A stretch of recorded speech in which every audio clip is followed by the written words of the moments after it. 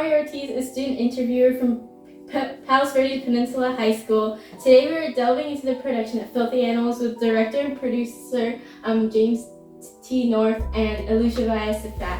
Thank you both for coming here today. How are you both? Thanks for having us. Really good, thank you. Yeah, and we both went to that high school, by the way. Yeah. That's really cool. Yeah. Okay, I'm just gonna ask you a few questions regarding your production and your process overall.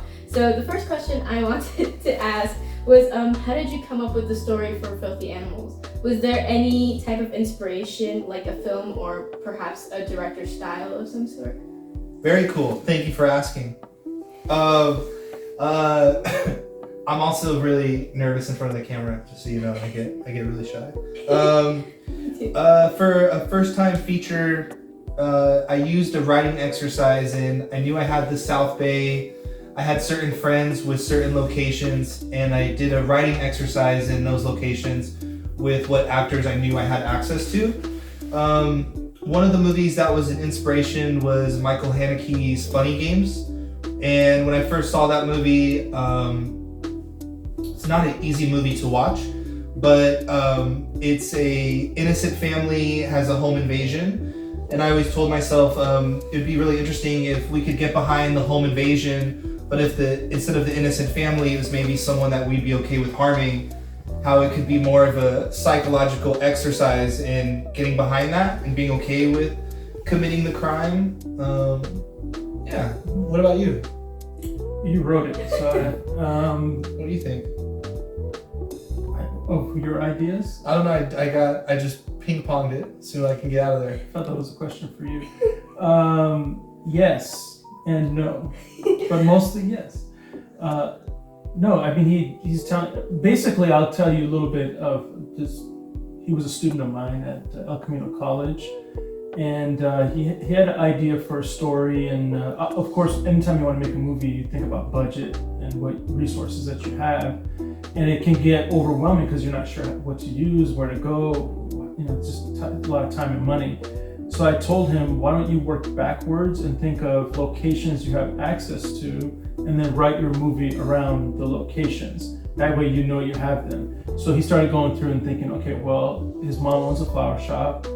He has his own house. There was maybe a bar you could use, maybe a pizza shop, potentially a strip club, another house of his friend, whatever it might be. And then he just based the story backwards off that. And that's how he took the idea, but made it in a way that it's producible. Because that's the number one thing, is not just to have an idea, but how do you make it?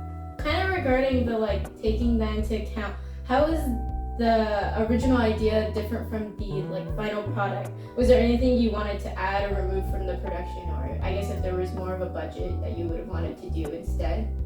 Yeah, there was a few things where there's a couple scenes in the flower shop that used to be a lot longer, and there's some things that I wanted to get out of my system. And in the Save the Cat screenwriting books, sometimes they'll say have 4 beats that are telling the audience this thing, and give them kind of 4 reminders. We ended up just using one of those reminders and kind of gutting all the times we're getting a little bit repetitive. There's a couple scenes where we just trimmed and tightened up, and some that we didn't necessarily need to have in the movie that moved the story forward, but we wanted to just keep it in because we thought it was cool and we liked it. And then there's a couple scenes, if we had the option and we had the budget, we would have enjoyed to shoot, but we didn't have it. And if we're talking if there's a spoiler part where whoever's watching this, if they watch the movie, there's a scene at the end of the movie where we would have liked to have had, when they're taking the boy home, we would have liked to have access to a cop car where there's a moment of tension where maybe Lars and Freddie will get pulled over at this stoplight by the police car, and then they don't. But pretty much we got to shoot everything that we wanted to.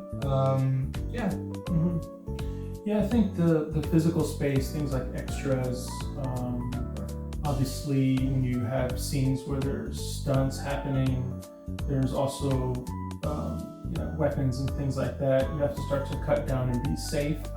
So But I think in the end, the ambition wasn't necessarily about keeping them doing these extravagant things, but thinking about how innovative you could be with having those limitations, and that made it more exciting to think of what we could do with that, as opposed to, oh, you have $20 million, here's go do this and that. So that was the fun part.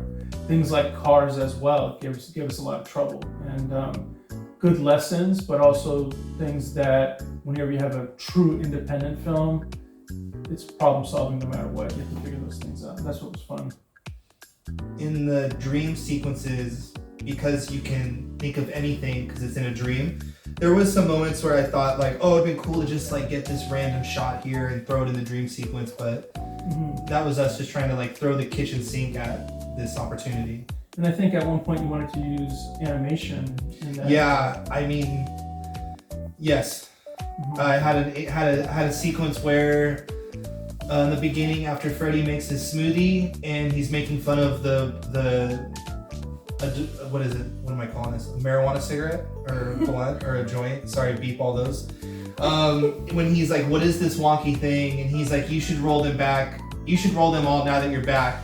It was just gonna be this like random 10-second animation of like Freddy's in jail, and then he hops in the car with Lars, and they're hunting, and you see like a roadmap of the South Bay that brings you back into the kitchen, and we didn't get that. Yeah. Okay. So when you were writing the script, when you created the characters Lars and Freddy, did you have the actors in mind, or did you choose the actors based on the characters you had? Before I knew I had actors that would be willingly open to working for free, I thought I had to use only people that I knew. And so the two leads of the movie are kind of ex-best friends that I knew had some amazing chemistry, and I knew that they'd be open to going on this adventure with me. And then the idea too was to blend in trained actors and non-trained actors in the movie. Oh, why did you end up doing that, blending trained actors and non-trained? To give myself a realistic shot and trying to get away with it. So Austin, who plays Lars, he went to school for acting, and I knew Ryan, who plays Freddy, had like the look, and he really is in real life kind of like a tough guy. And I knew we could get away with like his like demeanor and how his body language is. And so it was just trying to trust this vision that I had in my head, and that they could kind of have this like buddy duo and brother energy. And, yeah. So once you had the actors, did that contribute to any parts of the characters that you didn't originally have in your mind, like hobbies or the animal influences in the masks? It's a cool question. When they enter the club, I told them specifically, when you enter the club, Austin, because you're longer and leaner and lankier, I need you to be dancing with like up and down motions. And then Freddy, who's a little bit shorter and stockier, I need you to kind of sway, moving left to right. And I just pictured their body types and how they would move on the screen. And yes, like Austin kind of represents a monkey, and Ryan represents the kind of build of like a bear. Yes, that really kind of helped morph the choices, and how a bear, they eat all winter, then they go into hibernation. So also kind of keeping this thing with like, he's just eating constantly, this bear, and how he eats his feelings, and how Austin, using the drug choice of like cocaine throughout the movie, he's gonna be a little bit more wiry, and yeah, that's it. Cool. Okay, so regarding the script, like setting, was there a specific reason you set it during Christmas? Or was it just you wanted a chance to do like a cool holiday thing, or was it just a thing of chance? Yeah, it was a bunch of kind of happy movie god accidents that was kind of putting that together. For a long time, it wasn't set on Christmas Eve. And for a long time, it wasn't called Filthy Animals.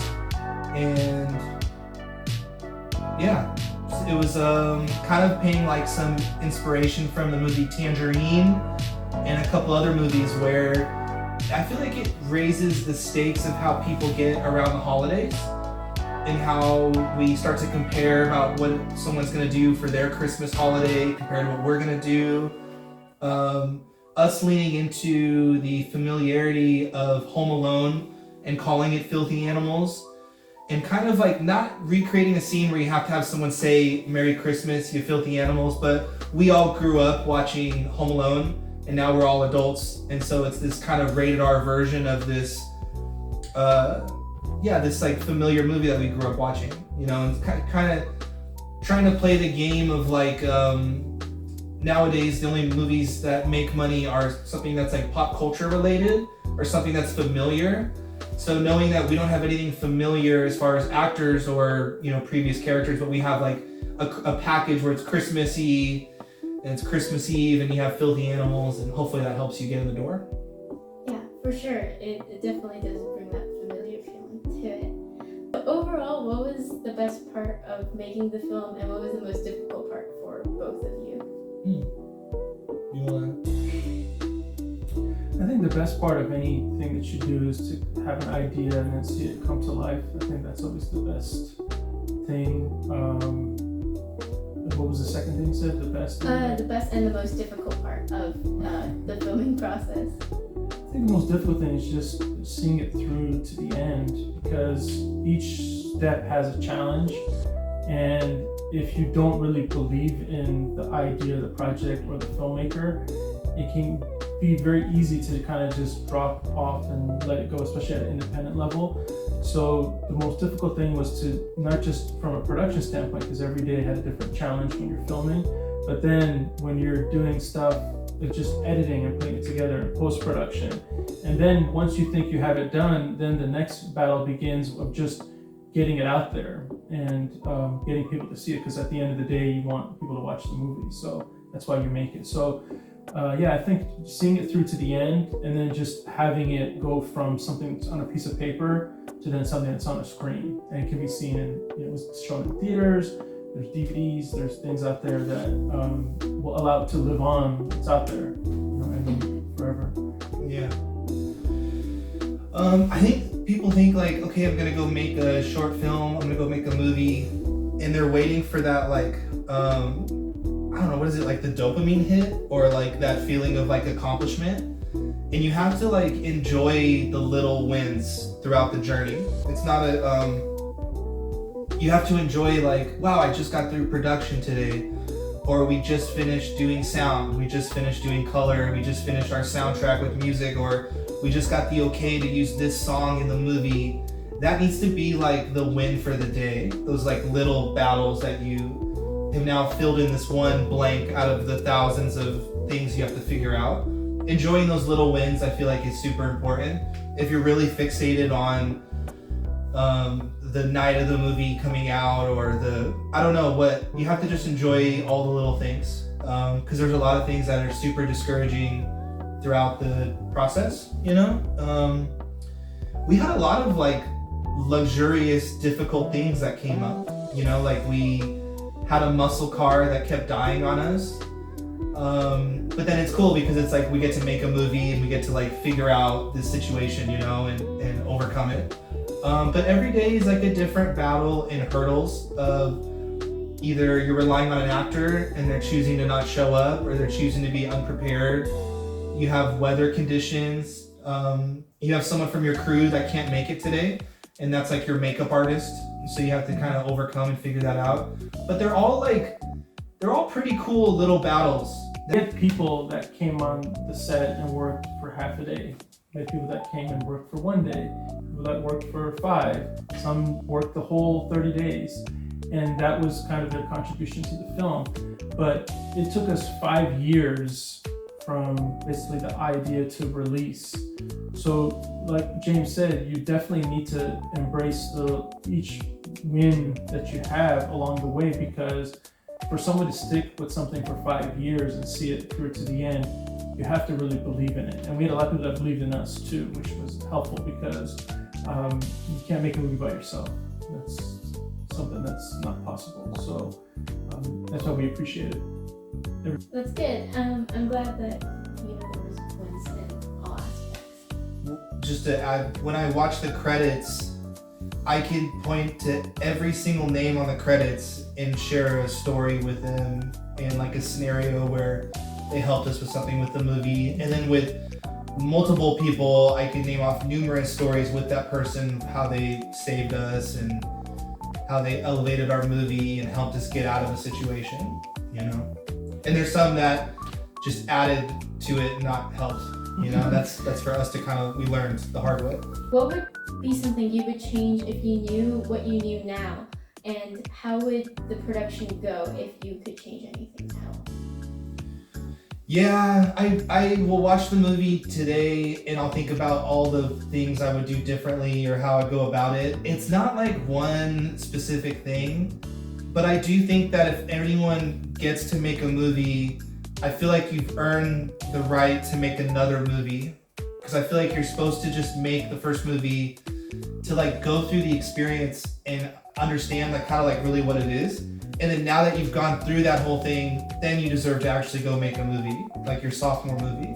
I mean, if you talk to any filmmaker, they're never satisfied with their work and they want to do art in general. That's the fun thing, is to make another one and get better each time. And I think that's the fun thing about creating anything that's artistic, a movie or a short film, music video, is to look at that and say, okay, if I can do it again, how do I do it better? And even when you do your second one, you're going to do things that maybe you can do better on the third and the fourth and the fifth, etc. But at the end, it's just surrounding yourself with people that believe in the project, because that's going to carry you whether you have $100,000 or $100 million. And that's most movies that come out. Think about how many movies get released in a year.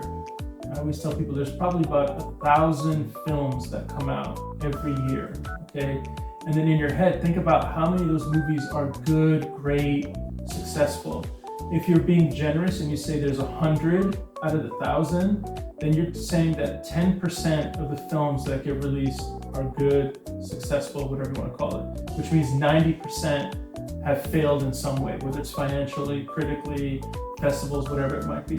So if 90% go wrong, what's the reason for that? And then how do you improve? So to get a film released, to get a film that's out there, it's not easy to do. And I think to go from an idea to actually physically making it, to going to post-production release, that's always the part that you learn the most from. It's just that whole, it's not the journey, it's the destination. Yeah. So what's next for both of you? Is there any movies or shows planned, or specific genres, or anything specific you want to make in the future? It's a cool question. I have a couple scripts that I have, and depending on so we got through. You want to make a low budget feature film. So now we're in this interesting scenario where, is there money to be made in independent filmmaking? If I have no money to be made off of Filthy Animals, I have a low budget film called Lurker that I would like to do. If I was able to get a little bit of money and get a veteran actor for the lead, I have this one called Bravado. So it's just getting a feel for what's my next sandbox, what's the climate like with, you got your first movie done. Just managing expectations of I will make another movie. It's just how and what's my sandbox. And so I'm keeping it with realistic budgets and there's no space sci-fi epics yet. People that are very artistic, things will just be created because we enjoy the process, whether it's short film, class project, a feature film, a music video.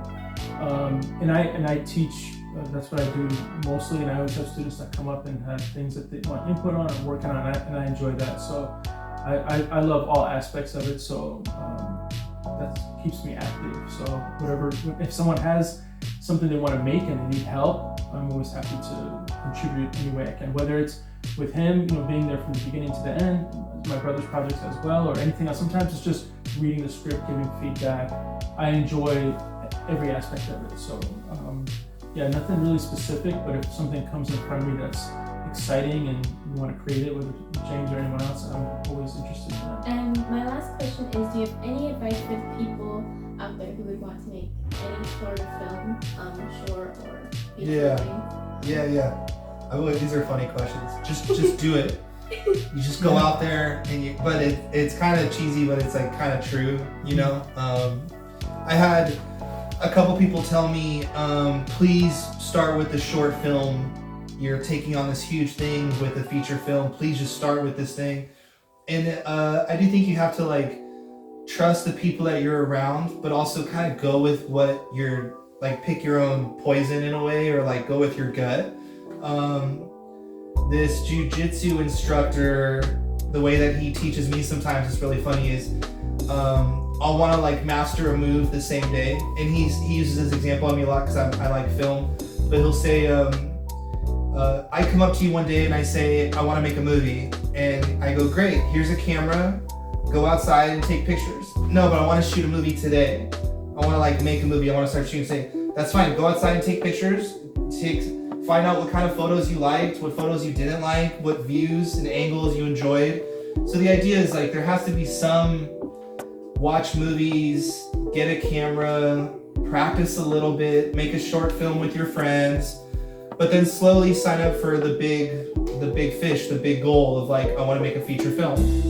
So you have to write a script that's a feature length, and you have to make sure it's okay to shoot, and it's realistic that you could shoot it in your backyard. And so yeah, it's just kind of being realistic and the big ego that's telling you, I want to go do this thing, you know?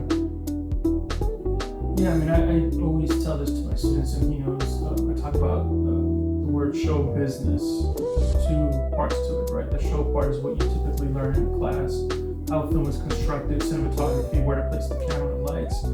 But then the other part is also the business side, which I think a lot of people, whether they're a film student or just trying to figure things out, they're not really sure how to make money as a creator, whatever it might be. It doesn't matter if it's social media, it doesn't matter if it's a music video.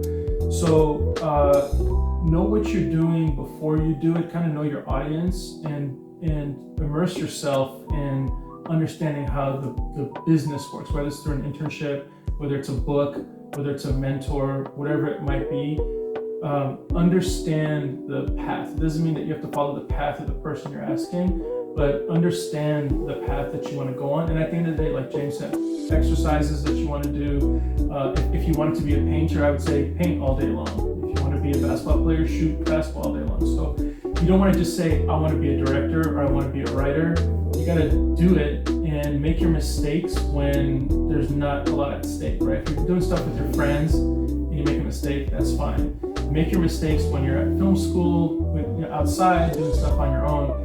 So then when you get to the point where someone gives you millions of dollars to make a film, you can already tackle those things and know what to do. So you just got to do, and then create a network of friends that, hey, my friend wants to direct. They like to write. They like to do music. All right, there shouldn't be a reason that every month you don't make a film, every weekend you don't go shoot something. So in these days, the fact that everyone's got a camera in their pocket, there's no more excuses. It used to be, oh, well, I can't shoot on film. I don't have access to film cameras, or these camera equipments are very expensive. You can get stuff off Amazon.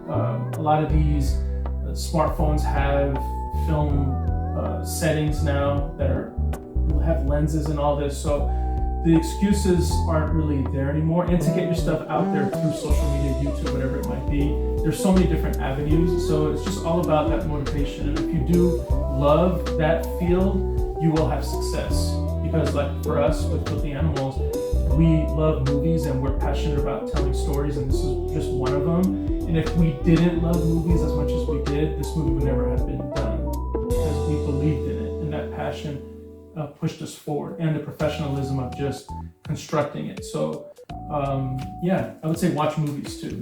Understand the history of movies, understand genres and styles, and absorb. Don't wait for someone to tell you about a movie. Go discover movies. Don't worry if a movie is bad. Don't think you have to love it. Just go and discover. I used to just randomly watch films. I would buy DVDs of, I like the cover, I like the story.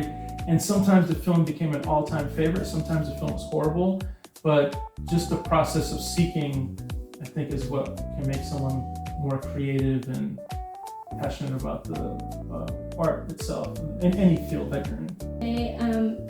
Also, thank you for putting the time for a student interviewer like myself. It's been a pleasure talking with you both.